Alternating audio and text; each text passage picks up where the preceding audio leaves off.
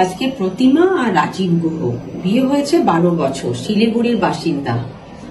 কি করতে সময় নষ্ট করেছে? এখানে শিলিগুড়িতে অনেক ডক্টর ঘুরে ঘুরে অনেক সময় নষ্ট করেছে। ফার্স্ট অফ অল বেবি বসেছিল, মিসক্যারেজ হয়, একটুও কিছু না থাকলে ওয়াশ করেছে, যেটাকে আমরা বলি ডাইলেটেশন কিউরিটাস।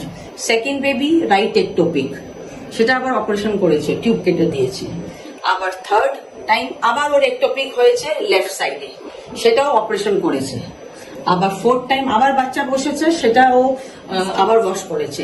তাহলে বুঝতে পারছেন this is a very bad obstetrical history. আমি একটাই কথা জানাতে চাই, একটোপিক যদি একটা ভালো ডক্টরের আন্ডারে থাকেন, আমরা এত কুইক ডায়াগনোসিস করি, মাত্র 5টা ইঞ্জেকশন দিয়ে আপনাকে একটোপিক গলানো যায়।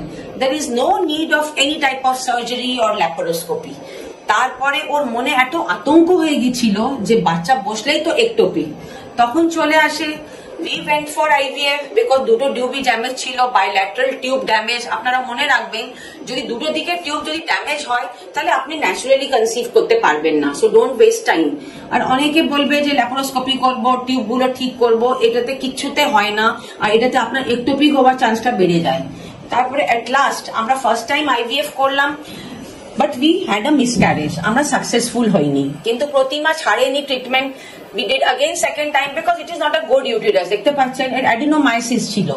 তারপরে সেকেন্ড টাইম আমরা আবার ট্রান্সফার করলাম, ওর বিউটিফুল হার্টবিট চলে এসেছে। আসুন প্রতিমার মুখে কিছু শুনি।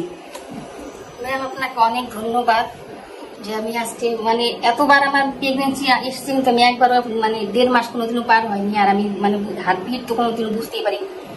এবার আমি ফার্স্ট ম্যামের এখানে ট্রিটমেন্ট করে এটা বুঝতে পারলাম, মানে প্রেগনেন্সিটা যে কি হয় সেটা আমি এখন বুঝতে পারছি। যেরকম খেতে ইচ্ছে করে না, মানে শরীরটা খারাপ লাগে। ম্যামকে অনেক অনেক ধন্যবাদ আমার পাশে থাকার জন্য, এটাই বলবো ম্যাম আপনাকে। আর আমি তো একটোপিকের জন্য মানে খুব ভয়ে ছিলাম যে একটোপিক মানে খুবই একটা খারাপ জিনিস, যার হয় সে জানে একটোপিকটা কি জিনিস। আমি জানতাম না যে ম্যাম একটোপিক হলে অপারেশন করে না, ইঞ্জেকশন ঠিক করে দেয়। পরে শুনলাম আপনাদের এরকম একটোপিক হলে ম্যামের কাছে চলে আসবেন, ম্যাম কোনো অপারেশন করবে না, ইঞ্জেকশনই ঠিক করে দিবেন।